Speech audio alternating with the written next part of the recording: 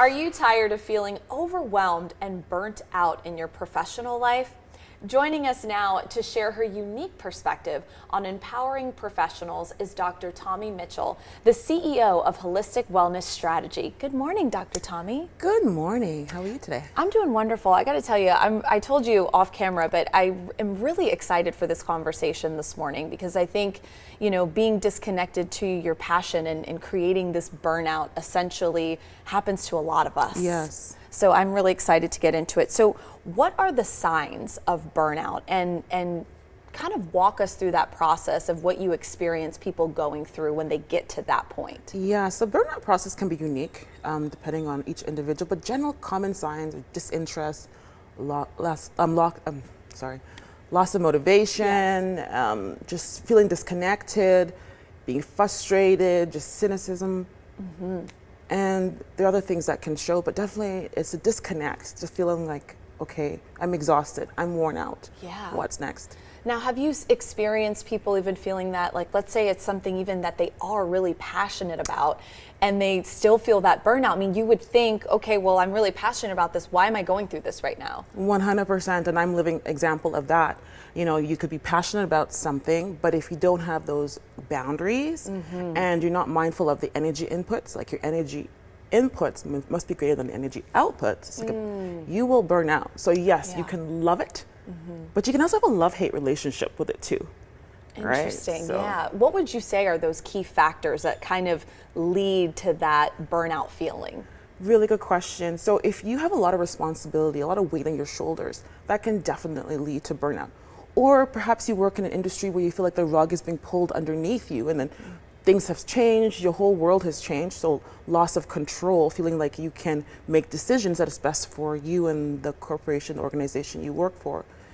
Also personality types. The type A, perfectionism, workaholic. I don't know her. I have no idea what that is. Those things definitely can make you more prone to burnout. And the lack of supports.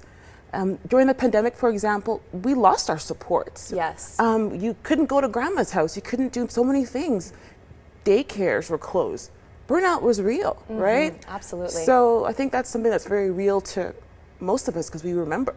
Yeah, absolutely. I completely agree with you. And so I'm interested to learn too is, once you start experiencing, let's say, those key factors, or you start feeling like, okay, and you're even able to recognize it, what are some tools and techniques we can kind of say, okay, how do we get back, or how do we regroup? How do we get to where we were?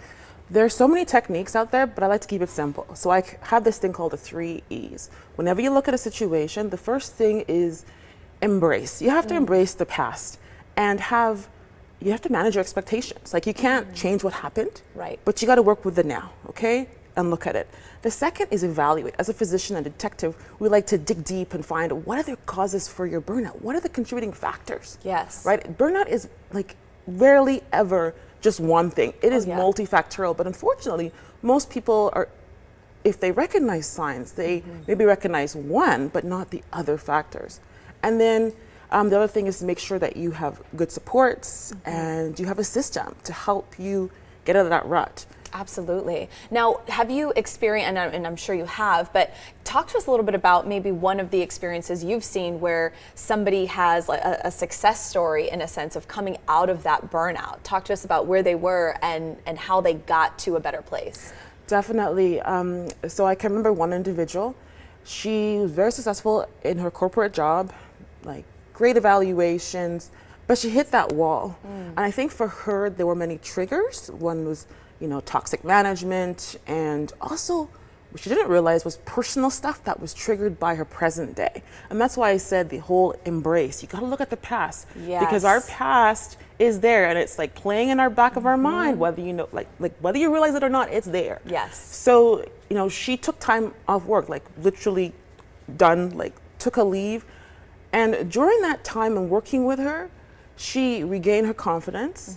I think the biggest thing for her was the strengthening of her marriage, because it was taking a toll. And relationships are challenging on a good day. Yeah. But add burnout to the mix and bringing that home. Oh my goodness. That for her was life-changing. And then she got her confidence back and then built better relationships with some of her family members. So, you know, she came in because she was exhausted and burnt out, but just seeing the whole transformation in her life, yeah, I was so blessed to be part of that. Well, Dr. Tomi, thank you so much for coming in this morning. As I mentioned, this is a very powerful conversation, and the work that you're doing to help people come out of that and giving them the tools and techniques is so vital. So thank you for sharing this morning, your insight, and also sharing that story. That was wonderful.